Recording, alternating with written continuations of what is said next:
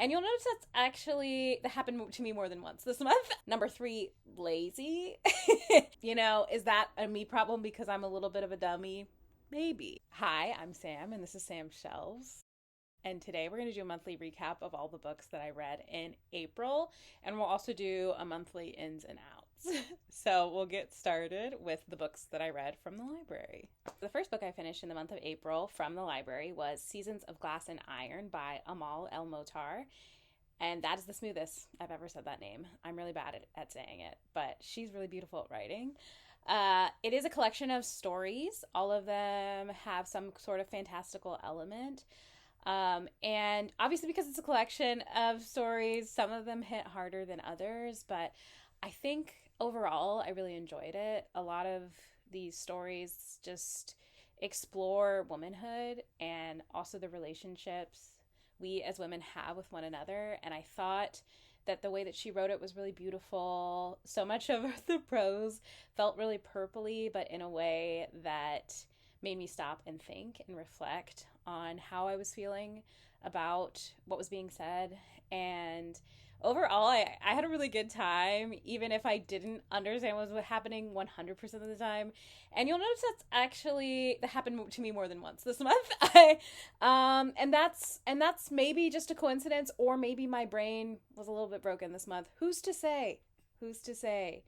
But yeah, I overall really enjoyed it. And there was a beautiful little message at the end that felt like a little letter from our author to her audience. So overall, it was a good time, and I'm glad that I read it. This is my third El-Motar, and I will be reading more.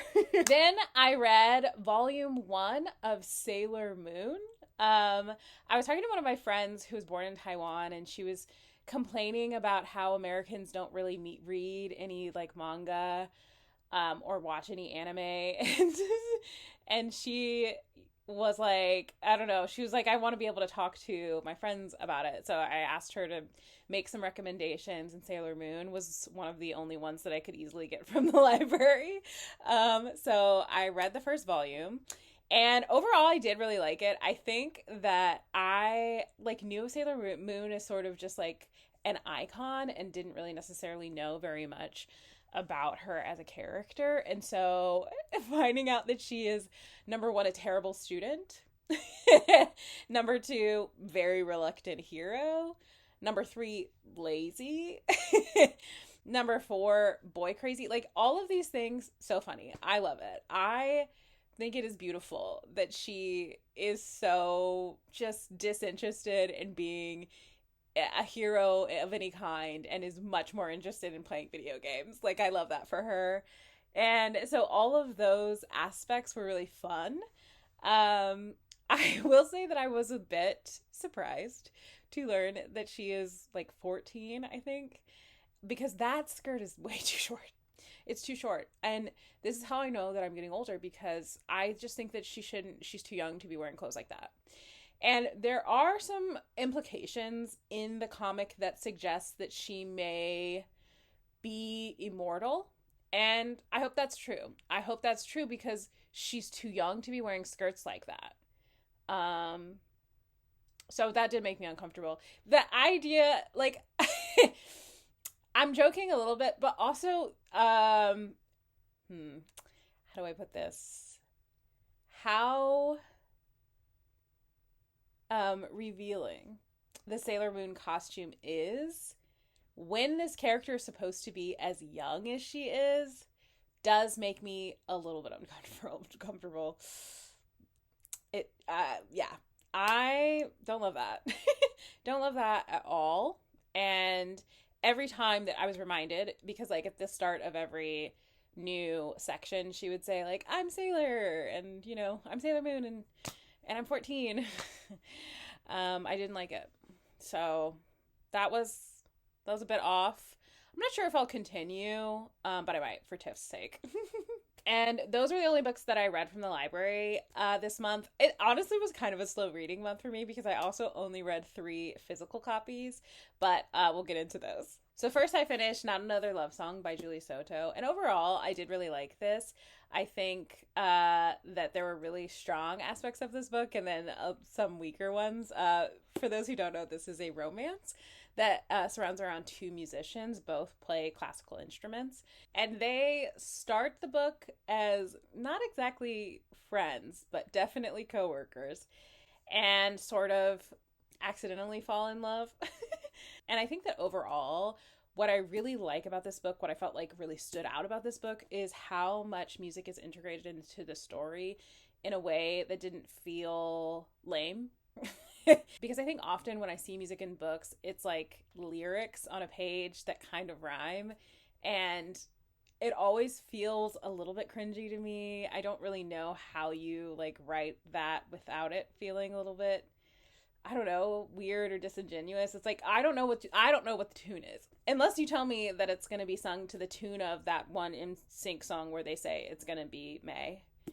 Then I don't know. I don't know what it's supposed to sound like, and it's kind of lame that you put me in this position.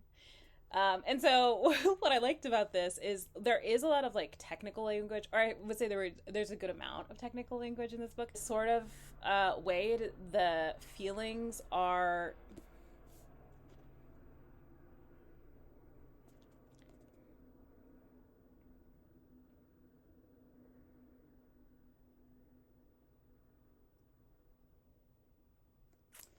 but the way that music is represented in this book, although there are like technical things that I don't really understand as somebody who doesn't play an instrument, most of it really felt like it drove the emotion of the book even further.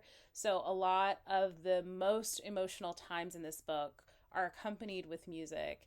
And the way that it is described, it does heighten these feelings. And I think it really enhanced my overall enjoyment of this book, which honestly, otherwise is a little bit cheesy. And, you know, there's some miscommunication tropes and people keeping them apart as per usual. Like there has to be some kind of interest in a romance novel. And so I think outside of the music, there isn't necessarily anything like particularly unique about this book, but the music part of it is done really well and I really enjoyed it. So I will be keeping this book for now. We'll see if it gets kicked off at some point later, but for now I think that the music aspect of this book is enough to keep it on my shelves. Then the next one I finished is Persepolis by Marjane Strappi. I am sorry if I am not pronouncing that correctly. This was my favorite book of the month. This is a graphic memoir about a young woman's girlhood in Iran during a period of unrest, which seems like most of Iran's history. And it really, I think it addresses like issues of what it means to be a revolutionary, of what it is you're willing to sacrifice in order to stand up for what you think is right. What does it mean to have the courage to speak up in the face of oppression? What does it mean not to? And how do you deal with the implications of decisions when there isn't necessarily a right answer? I think this is done really well. I think it is written in a way that feels very accessible to younger people. And it's short, but I think really powerful. And I definitely enjoyed it, and I will be keeping it. And then the last book that I read this month was A Tempest of Tea by Hafsa Faizal. And overall, I did enjoy this. This is a fantasy novel that surrounds around a motley crew of people who run a tea shop that is a tea shop by day and a speakeasy for vampires at night. And they are tasked with a heist of sorts. And so you sort of follow them as they try to plan and execute this heist. And I think there were many aspects of this book that I really liked. I loved all the characters. I thought that the plot was like really interesting. I felt like the pacing was pretty solid. I did really like the exploration that we had. Like I did really like the time that we were able to spend with characters. I got butterflies so many times. I think that there actually were really strong romantic connections in this book, and also, a very strong like sibling bond at the core of this book, which was so cool to see. And so I loved all of that, and I do really love Hafsa's writing. But there was this one small problem, which is that I regularly got confused.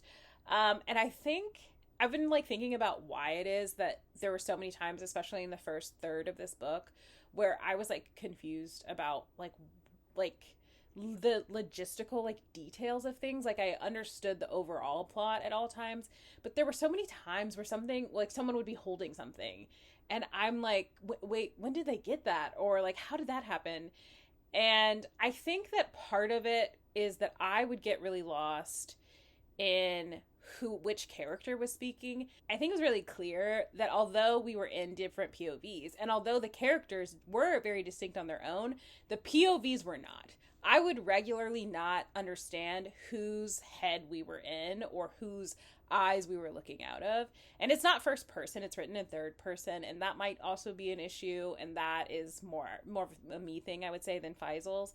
But there were so many different times where I actually forgot whose perspective I was reading from. And I think part of that is because the different POVs did not feel distinct from one another. And so I found myself confused in ways that I don't think I should have been confused. But, is that a me problem because I'm a little bit of a dummy? Maybe. Is that a Faisal problem? Possibly.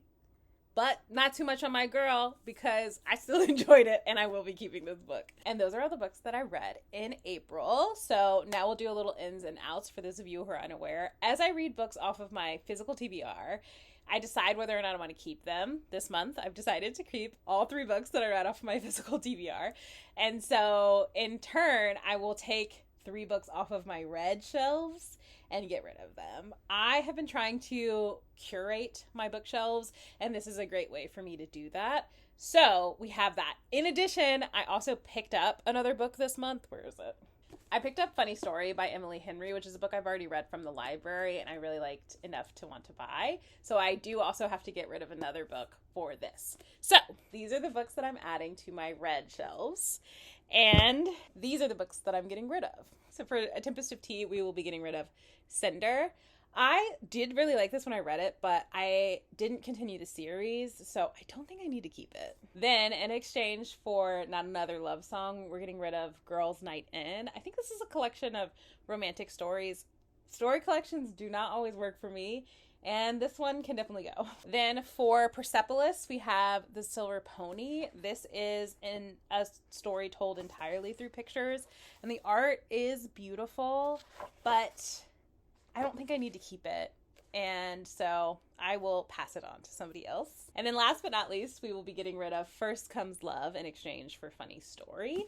So those are all the books that I'm unhauling this month.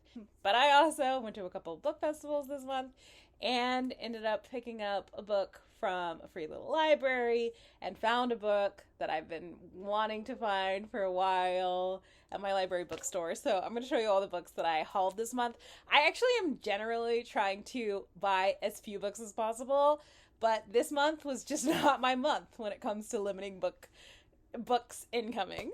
So I found Little Thieves in a free little library. I've heard incredible things about this, and I was so excited to see it in a free little library, so I definitely want to read this. Then I picked up Crying in H Mart from my library.